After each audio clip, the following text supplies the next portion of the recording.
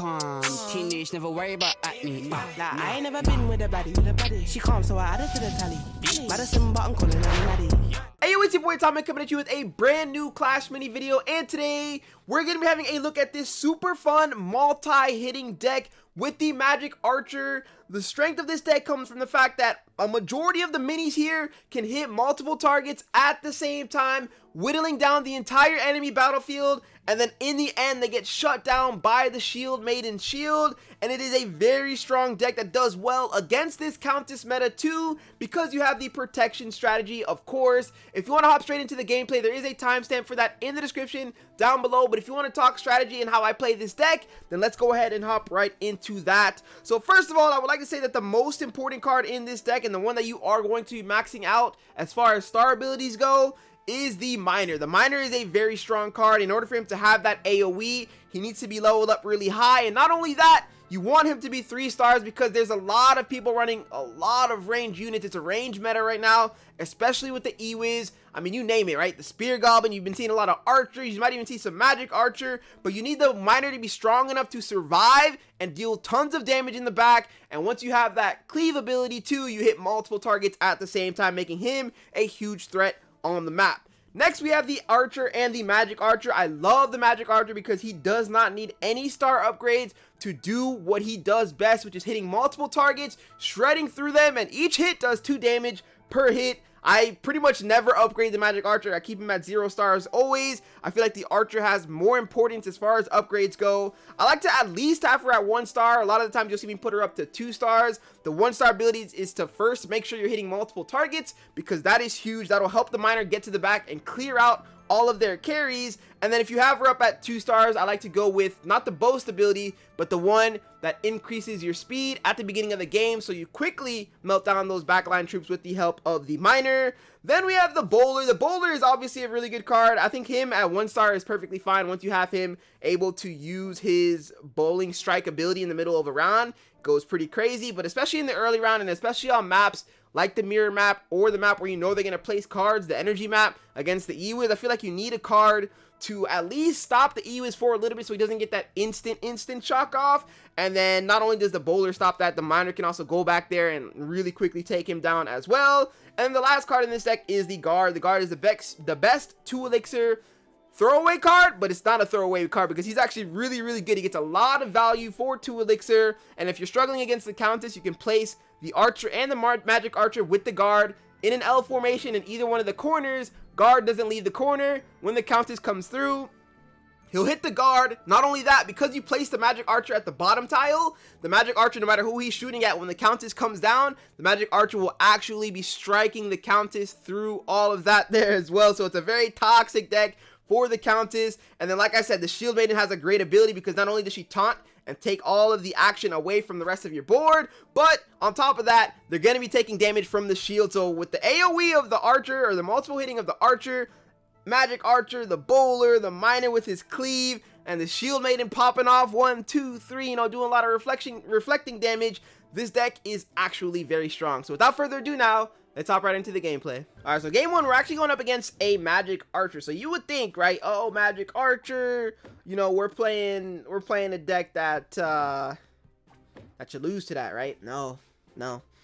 Even though we're playing a range style deck, Magic Archer actually gets shut down really well by this combination. Not only because of the Shield Maiden, he is running Healer, which could be toxic later on because our deck doesn't necessarily have super punching power to kill the Healer really early, but we still have a lot of penetration. We got the Miner cleaning up the backline, so even if the Healer is the last one left, we eventually do punch her down. So I'm not really going to be too worried about that. That'll be a quick 1-0.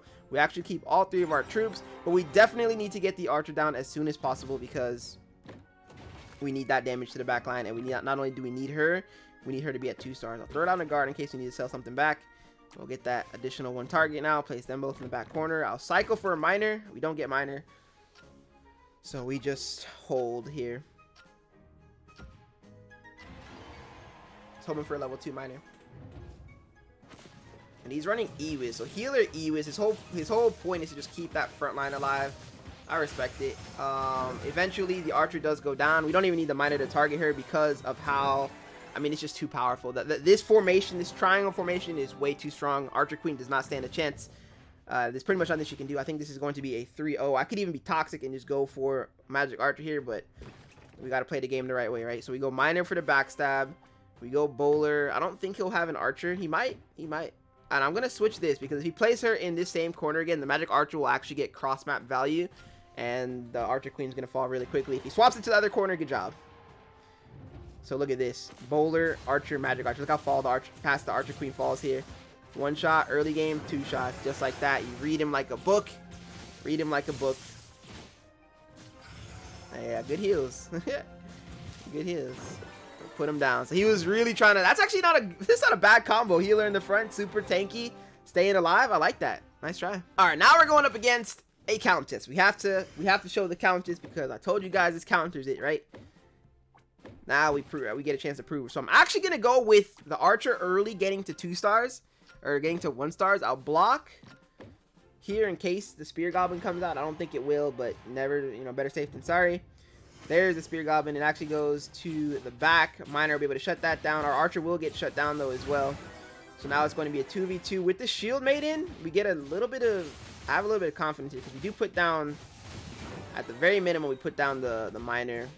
It's just gonna be whether or not we can kill him fast enough before he overheals so much, and we might not be able to be honest. But what we can do, no, we lose this. Okay, good shield. This might actually play out perfectly. Boom, we win that. Nice. So that was very, very close. We're actually able to beat the Countess in round 1. Countess is a super strong early game card, so we'll take that. I don't want to use Miner here, or I don't want to play. I mean, I'll throw him down. Yeah, I don't know if I want to do this though. I don't think so. I think we go Miner. We'll boost her up. I can't justify putting down the Magic Archer that early in the game. We'll wait. Issue with putting down the Magic Archer that early is it's too much of an investment. But late game he'll be nice. Fortunately the Archer does go down. We still have all 3, so it was actually the right call. We have a lot still on the battlefield. 3 whole cards he has to deal with, and we finally get the taunt to put this guy in the same spot. My Miner's doing Ring Around the Rosy. He eventually dies. Countess just staying alive is what he does best, right? Put him out of his misery. 2-0. Telling you guys, Countess, Magic Archer. I mean, you name the meta deck, it's going to fall. And he hasn't even seen our formation yet, so he's actually screwed. When I say he's screwed, he is screwed. And I don't think I even show him formation. We don't even need to yet, because it could come through as a surprise. If we're able to beat him just playing our decks like this, then we'll take that. We will most definitely take that. Because it might be enough. The deck is strong enough to where if you have Archer, Miner, and you have the Shield Maiden, you're strong enough to win without the Magic Archer.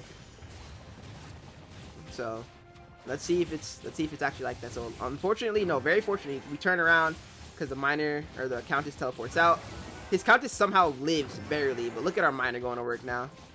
His Miner is also going to work, so he barely wins this round, I believe. Yeah, he barely wins this round, still without seeing our formation. So good job. I think he had 1 more troop on the field than us too.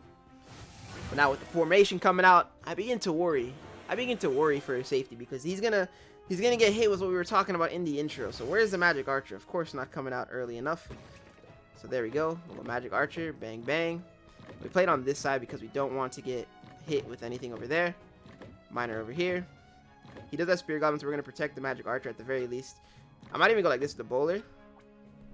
And I should have been cycling faster. So we got the Miner up to 3 stars because that's our win condition. I want to make sure we don't get unlucky with the Spear Goblin. That's why I placed the Bowler over here. To make sure we get value. And now, oh my gosh, his Miner's going crazy. There's the taunt that we needed. I was hoping that taunt didn't come in too late. And now we just get a whole bunch of trap value. Look at the Countess just stuck.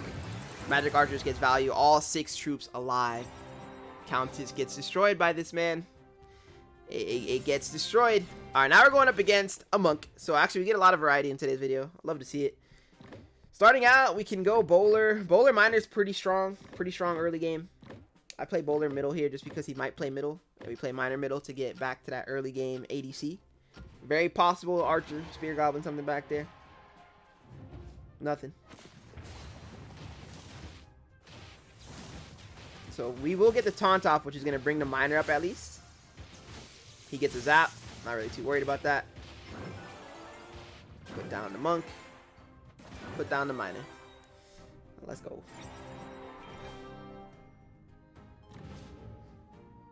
Into the second round, we'll go with Archer. We can go miner to get backstab. I could go bowler, but I don't want to. We go archer again, get that additional target.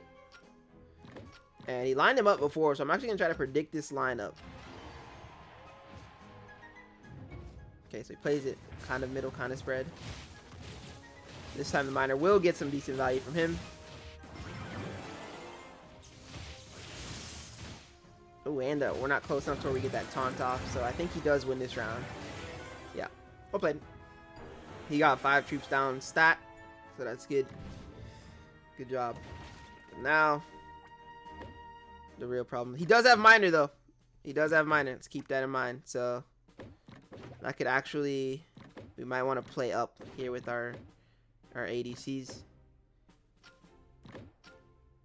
Might be a good idea. Or at least for sure play up with our archer.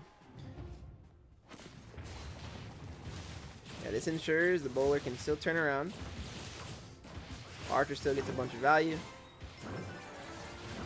Take care of the miner. Yeah. Just like that, all 6 troops still alive.